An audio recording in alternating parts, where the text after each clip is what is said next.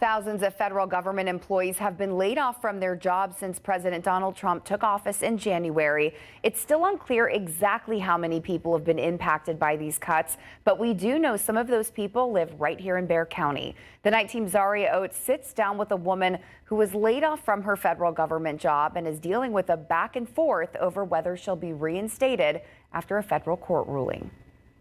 It was like a crashing world. Ashley Smith is a single mother of two, an Air Force veteran, a Bexar County resident, and she was a federal government employee. What I thought would be the perfect work from home as a single mom, I was like, okay, this is good. But her tenure was cut short. A reduction in force, or RIF, the formal term for layoffs in the federal government, was initiated by President Trump's administration. This came as the Department of Government Efficiency, or DOGE, began identifying, quote, waste within several government agencies. Elon is doing a great job. He's finding tremendous fraud and corruption and waste.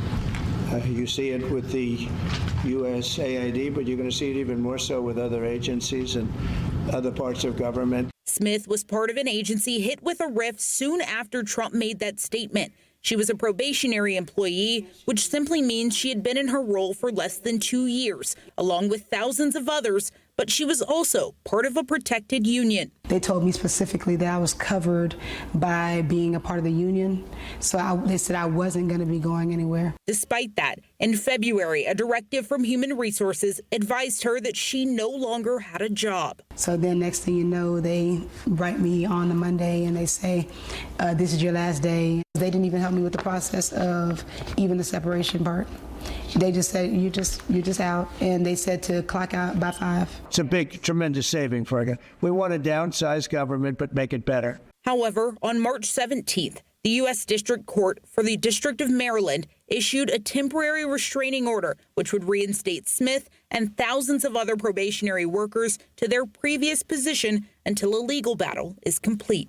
They're going to give me the retroactive pay effective the date of the separation of February 27th. But in another setback, Smith received a letter from her HR department just 3 days later, formally rescinding the notice of reinstating her employment status.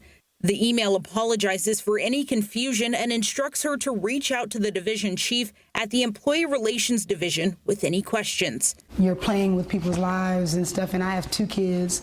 I'm a single parent. Like, I can't go up and down, up and down, up and down. You tell me I got the job back, and then you're like, oh, now I'm taking it again.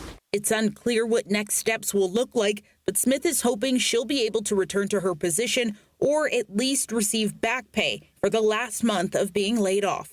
Zaria Oates, KSAT 12 News.